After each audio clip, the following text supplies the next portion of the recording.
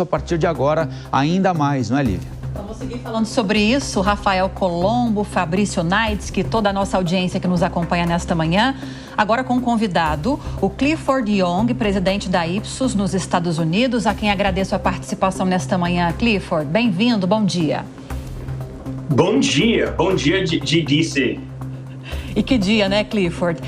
Tem como, diante desse cenário que a gente está desenhando e está acompanhando, pesquisas nos estados-chave apontando o empate técnico, já a urna aberta nessa comunidade em New Hampshire apontando empate, ou seja, é um cenário indefinido. Dá para a gente, pelo menos, criar uma expectativa sobre quando teremos já o resultado de quem será o próximo presidente ou presidenta dos Estados Unidos? É um país realmente dividido. Em minha carreira de 25 anos, que inclui Brasil também, eu nunca vi uma eleição igual. As pesquisas mostram um resultado potencial, apertado, obviamente. Eu focaria, nos estados pêndulos. Em particular, vocês já falaram, eu focaria, no estado de Pensilvânia. Eu acho que Pensilvânia vai decidir, essa eleição. Donald Trump ganhou Pensilvânia em 2016 por 40 mil votos, Biden em 2020 por 80 mil, a gente acha que vai definir, essa eleição. As urnas lá fecham às 8 horas, mas eu acho que a gente não vai ter uma definição muito clara até o dia seguinte ou dia depois, ou seja, diferentemente do que o Brasil, onde você tem os resultados da eleição geral, presidencial, em poucas horas, leva tempo contar os votos aqui nos Estados Unidos.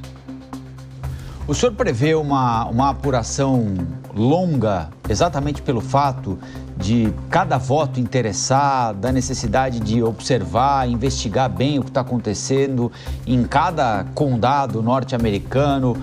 A perspectiva é de que o anúncio demore para acontecer, na avaliação do senhor, o anúncio oficial? Sim, você tem que entender, diferentemente do que o Brasil, onde você tem um sistema eletrônico, nos Estados Unidos nós temos 4.800 sistemas diferentes, ou seja, em cada município conta de forma diferente. Em alguns casos é de forma eletrônica, em outros casos é em papel, ou seja, portanto, leva tempo. É assim, você vai ter, por causa do fato que é muito contestado nesse momento, o resultado muito apertado nas pesquisas, cada lado vai contestar, os resultados. Vai ter muitos processos. Aliás, tem mais processos esse ano, 200, do que, em 2020. Ou seja, cada lado vai questionar cada voto. Marcos Vinícius?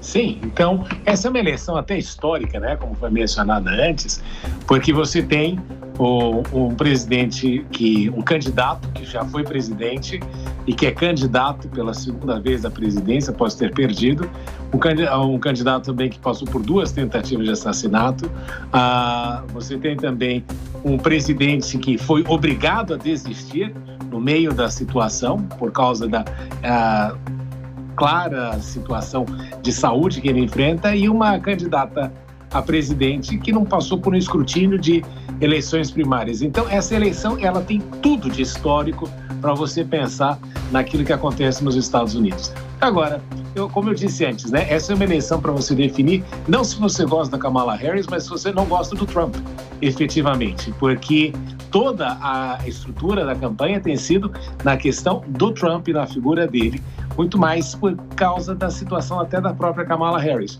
porque ela não pode defender uma mudança radical na agenda econômica e política do país, porque ela fez parte da administração nos últimos 4 anos. Então, qualquer coisa que ela fizer, nesse sentido, se ela propusesse coisas muito alternativas, a pergunta fundamental seria para ela, por que você não fez isso enquanto vice-presidente, né? Por que você não teve uma voz mais ativa nesse processo?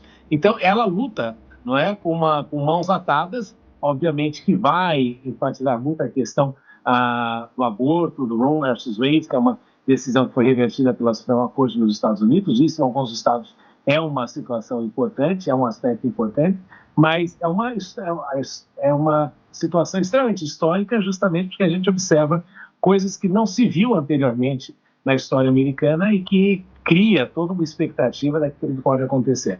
Agora, é uma eleição também difícil, né, para o eleitor, porque ele tem que, em muitos estados, ele tem uma série de coisas que precisa votar também. Né? Alguns estados utilizam esta eleição para fazer um referendo com relação a alguns assuntos. Então, são muitas coisas acontecendo ao mesmo tempo. Agora, uma coisa interessante, né, que o presidente da Ipsos também pode abordar, é que, desta vez, diferentemente da anterior, o Donald Trump pediu para que os republicanos votassem antecipadamente. Na última vez não aconteceu isso, e nessa vez ele enfatizou muito eles votarem antecipadamente. E aí a grande questão é, os republicanos votando antecipadamente já colocam o Donald Trump numa vantagem em relação a Kamala Harris ou não? Como é que foi? Como é que os democratas se movimentaram nesse momento de eleições, de voto antecipado?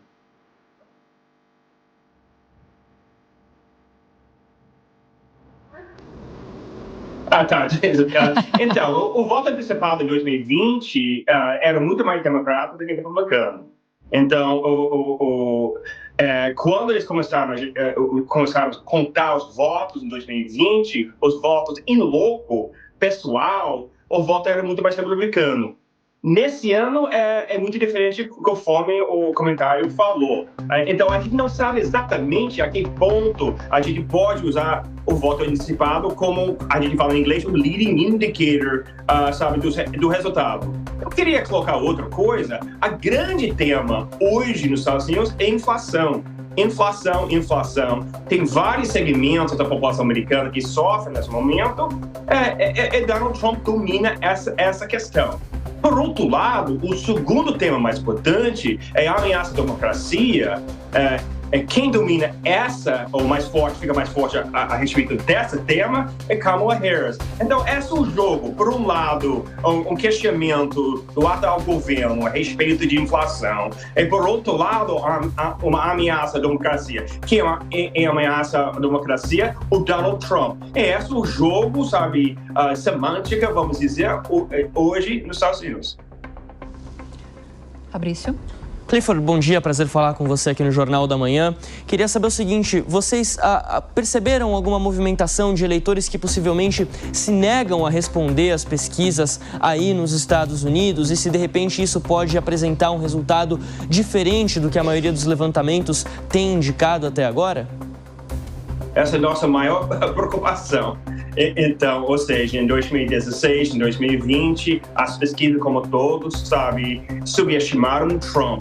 Ao longo desses últimos 4 anos, a gente trabalhou muito como indústria para tentar corrigir, ajustar as pesquisas.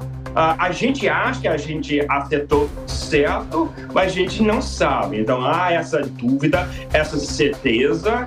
E essa questão, a que ponto as pesquisas têm um nível certo, porque o nível certo, um erro, 2 pontos para cima, 2 pontos para baixo, muda totalmente o cenário. Então, essa questão do nível correto das pesquisas, é alguma coisa que pesquisadores como a gente não dominam muito bem na noite, mas, como eu já falei, a gente acha que a gente corrigiu, ou pelo menos minimizou, os problemas do passado.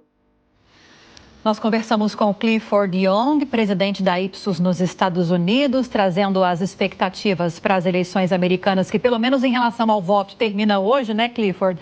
Muito obrigada, viu, pela participação. Bom dia para você. Até a próxima. Muito obrigado.